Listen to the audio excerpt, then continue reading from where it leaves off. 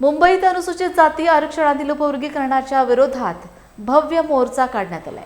विविध संघटना आणि कार्यकर्ते मोठ्या संख्येने सहभागी होत उपवर्गीकरणाचा निर्णय मागे घेण्याची मागणी करत आहेत। उपवर्गीकरणाच्या प्रश्नांवर शासनाने सर्व संबंधित घटकांचे म्हणणे ऐकून पारदर्शक व घटनात्मक पद्धतीने निर्णय घ्यावा अशी भूमिका आमदार नितीन राऊत यांनी पत्रकारांशी बोलताना व्यक्त केली। अनुसूचित जातीच्या उपवर्गीकरणावरून जेव्हा स्थगन मांडण्यात आला त्या स्थगनावरती माननीय मुख्यमंत्री यांनी स्पष्टीकरण दिलं आणि माननीय मुख्यमंत्र्यांचं स्पष्टीकरण हे राज्याला दिशाभूल करणारं आहे।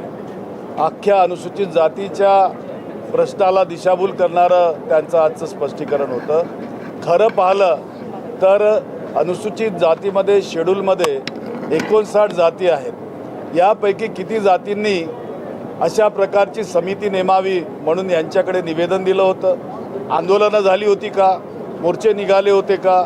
असं काही घडलं नाही आणि त्यांनी सर्वोच्च न्यायालयाचा जो दाखला दिला की त्यांनी याच्यावरती आपलं म्हणणं मांडलं। सर्वोच्च न्यायालयाने असं म्हटलेलं आहे की जोपर्यंत क्वांटिफाईड आणि एम्पिरिकल डाटा हा जोपर्यंत असणार नाही तोपर्यंत या संबंधाचा वर्गीकरणाचा निर्णय असंभव आहे, तो होऊ शकत नाही। जेव्हा SIR राज्यात सुरू आहे त्या SIRच्या माध्यमातून तो डाटा जर येत असेल तर कोणत्या आधारावरती ही समिती नेमलेली आहे हा महत्त्वाचा प्रश्न या ठिकाणी निर्माण होतो। दुसरं असं की समितीचा रिपोर्ट मंत्रिमंडळाकडे आला, चर्चा झाली आणि त्यावर आम्ही असं ठरवलं की मुख्य सचिवाच्या अध्यक्षतेखाली एक समिती नेमायची आणि लोकांच्या हरकती त्यासंबंधी मागवायच्या। जेव्हा बदर समितीचा अहवालच या ठिकाणी प्रकाशित करण्यात आला नाही, लोकांपुढे मांडण्यात नाही आला, तर मग तुम्ही अशा प्रकारचं जे प्रयोजन केलं त्याचा काय अर्थ निघतो आहे? लोकांना माहिती राहणार नाही की बदर समितीने काय दिलं तर आक्षेप कशावर मागवला, हा दुसरा मुद्दा त्या ठिकाणी। आणि तिसरा मुद्दा असा आहे की जेव्हा हे सर्व तुम्ही आक्षेप मागवल्या, हरकती मागवल्यात, असं असताना राज्य सरकार अख्ख्या राज्यामध्ये ज्या ॲडव्हर्टाइजमेंट्स काढतात भरतीच्या, त्या भरतीच्या ॲडव्हर्टाइजमेंट्समध्ये वर्गीकरण कसं झालेलं आहे त्याला कोण जबाबदार आहे?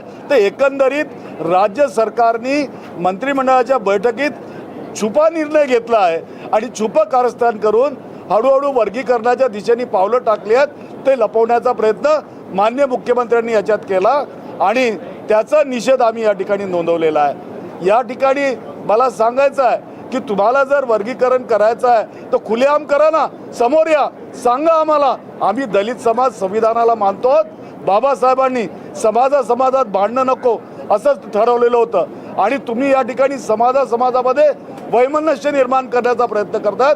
तुम्हाला कल्पना नाही की 59 जातींमध्ये जेव्हा 13% आरक्षण याची विभागणी होईल तर सगळ्यात जास्त नुकसान कुणाकुणाचं होणार आहे? 56 जातीचं नुकसान त्या ठिकाणी होत आहे। अशा वेळेला हा मुद्दा एरणीवर असताना मुख्यमंत्र्याचा या ठिकाणी जे स्पष्टीकरण आहे त्याला आम्ही हरकत घेतली, परंतु अध्यक्षांनी आम्हाला बोलण्याची परवानगी त्या ठिकाणी नाकारली। आम्ही त्यांचा निषेध केला, वॉकआउट केला, त्यांच्या हिटलरशाहीला आमचा विरोध आहे। जे वंचित राहिले आहेत त्यांना लाभ घेता येऊ शकतो, तो दोष राज्य सरकारचा असू शकेल, कारण त्या 56 जाती मागे राहिल्या कशा याच्या संबंधी एखादी चौकशी समिती बसली का?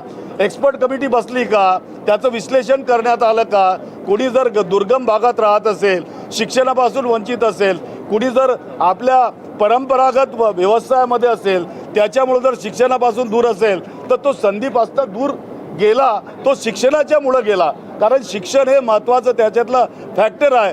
जो शिक्षण घेईल तो स्पर्धेत उतरेल, त्याशिवाय कशी स्पर्धा ठरू शकणार? आणि त्याच्यामुळं त्या संबंधाने राज्य सरकारनं कोणतीही पावलं उचलली नाहीत, त्यांनी ती पावलं उचलावीत, त्याला आमचं समर्थन राहणार नाही। निश्चितच या निमित्तानं वेगळ्या समाजांमध्ये जे इतर समाज आहेत त्याच्यामध्ये तेढ निर्माण करण्याचा, गैरसमज पसरवण्याचा प्रयत्न राज्य सरकार करत आहे, हे या ठिकाणी खुलं झालेलं आहे।